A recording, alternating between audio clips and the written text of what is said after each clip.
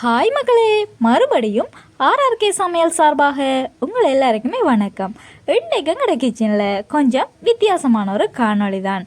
ஹோட்டல்ட ஸ்டைலில் தான் இந்த காலிஃப்ளவரை வச்சு ஒரு 65 ஒன்று செய்ய போகிறோம். இதை நாங்கள் எப்படி செய்ய போகிறோம்ன்றத இந்த வீடியோவில் ஃபுல்லாக பார்த்தீங்கன்னு சொன்னால் தான் நீங்கள் தெரிஞ்சு கொள்ளுவீங்க.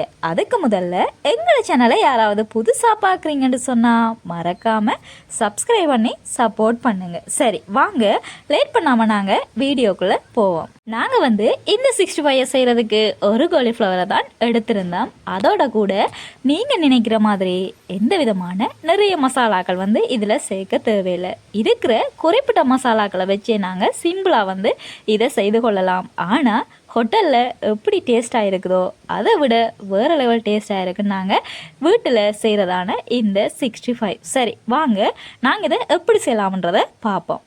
முதல்ல இதை நாங்கள் ஒரு அளவான சைஸில் வெட்டி எடுத்துக்கொள்ளுவோம். ஆக பெரிய சைஸ்லையும் நாங்கள் வெட்டக்கூடாது, ஆக சின்னனாகவும் வெட்டக்கூடாது. ஒரு நடுத்தரத்தில் வெட்டினோம்னு சொன்னாதான் அது நல்ல சுவையாக இருக்கும். அதுக்காக தான் ஒரு அளவான சைஸில் நாங்கள் வெட்டி எடுத்துக்கொள்ளுவோம். அதோட கூட இதை நாங்கள் வெட்டி எடுத்த பிறகு நல்ல வடிவாகவே கழுவி எடுத்துக்கொள்ளணும். ஏன்னு சொன்னால் இதில் மண் இருக்கிறது எங்களுக்கு தெரியாது. நீங்கள் பார்த்தீங்கன்றாலே தெரியும், இதில் இருக்கிறதான இந்த பூ நல்ல நெருக்கமாக இருக்கும். அந்த நெருக்கமான இந்த பூக்கிடையில் சில மண் இருக்கும். அதால் நாங்கள் நல்ல தண்ணியில் 2-3 தரம் சரி கழுவி எடுத்துக்கொள்ளணும்.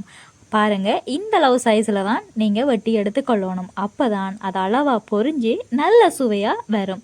அதுக்காக தான் நாங்கள் நடுத்தரத்தில் வெட்டி எடுத்துக்கொள்ளணும். இப்போ நாங்கள் வெட்டி எடுத்ததான இந்த பூவை ஒரு சட்டியில் தண்ணியை சேர்த்துக்கொள்ளுவோம். தண்ணி சேர்த்தா பிறகு அதை இந்த தண்ணியில் நான் சொன்ன மாதிரி 2-3 தரம் சரி இதை கழுவி எடுத்துக்கொள்ளணும். இதுலேயும் எங்களோட உடலுக்கு தேவையான அதிகளவான ஊட்டச்சத்துக்கள் இதில் இருக்குது. இந்த காலிஃப்ளவரில் அதிகளவான நார்ச்சத்து இருக்குது. அதால் எங்களுக்கு இதை சாப்பிட்டோம்னு சொன்னால் பசி எடுக்கிற தன்மை கொஞ்சம் குறைவாகவே இருக்குமா. அதோட கூட மூளை வளர்ச்சிக்கும் ஞாபக சக்திக்கும் ரொம்பவே நல்லதாம். அதால் இது கிடைச்சா நாங்கள் மிஸ் பண்ணாமல் உணவில் சேர்த்துக்கொள்ளுவோம். சரி, நாங்கள் இப்போ கழுவி எடுத்ததான இந்த காலிஃப்ளவரை ஒரு சட்டிக்குள்ளே மாற்றிக்கொள்ளுவோம். மாற்றினா பிறகு நாங்கள் இதுக்கு தேவையான அளவு மஞ்சள் தூளை நாங்கள் இதில் சேர்த்துக்கொள்ள போகிறோம். அதோட கூட உப்பு தூளை நாங்கள் இதில் சேர்த்துக்கொள்ளுவோம். ஸ்பெஷலாக என்னென்னு சொன்னால் கடலை மாவை தான் சேர்த்துக்கொள்ள போகிறோம். அதோட முட்டையை ஒரு முட்டை நாங்கள் இதுக்கு சேர்த்துருக்குறோம். நாங்கள் இதில் சேர்த்த இந்த பூவுக்கேற்ற மாதிரி முட்டை மா எல்லாத்தையுமே நீங்கள் கூட்டி குறைச்சி கொள்ளலாம்.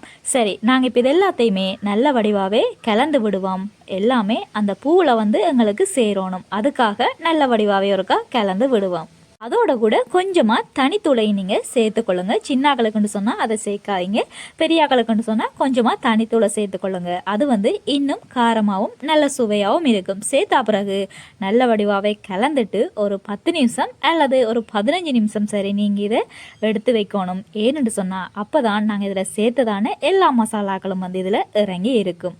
அதுக்கிடையில் நாங்கள் அடுப்பை ரெடி பண்ணி கொள்ளுவோம். மண் சட்டியில் விறகடுப்பில் தான் இந்த 65 செய்ய போகிறோம். அது ஒரு தனி சுவை தான். சரி, நாங்கள் இப்போ சட்டியில் எண்ணெயை வடிவாக சேர்த்துக்கொள்ளுவோம். சேர்த்தா பிறகு இந்த எண்ணெய் நல்லா கொதிச்சு வரட்டும். கொதிச்சு வந்த பிறகு நாங்கள் மசாலா சேர்த்து கொஞ்ச நேரம் எடுத்து வச்சுருந்ததான அந்த காலிஃப்ளவரை இதில் போட்டு எடுக்க போகிறோம். இந்த டைமில் நாங்கள் அடுப்பை நல்லாவே எரிக்கக்கூடாது, அதே மாதிரி தணல்லையும் விடக்கூடாது. தணலில் விட்டால் எண்ணெய் குடிக்கும். அடுப்பை நல்லாவே எரிச்சோம்னு சொன்னால் அது கருகி போயிடும். அதால் நடுத்தரத்தில் வச்சு தான் நாங்கள் இதை பொரிச்சு எடுக்க போகிறோம். அப்போ தான் அந்த எண்ணெய் சரியான பதத்தில் கொதிச்சு கொண்டிருக்கும். மசாலா எல்லாமே நல்ல வடிவாகவே இதில் உள்ள இறங்கும். முட்டை சேர்த்ததால் எங்களுக்கு நல்ல மொறுமொருண்டு இருக்கும். அதோட கூட இது 2 பக்கமுமே பொன்னிறமாக வரணும். சேர்த்ததான அந்த மசாலா மேலால் எங்களுக்கு பொரிஞ்சு வரும். அந்த கலர் எங்களுக்கு பொன்னிறமாக வந்தோன்னே தான் நாங்கள் இதை இறைக்கணும். அதுக்கிடையில் 2 பக்கமும் நல்ல வடிவாகவே திருப்பி நாங்கள் இதை வடிவாகவே கிண்டி விடணும். பாருங்கள், உங்களுக்கு தெரியும் இது இப்போ பொரிஞ்சு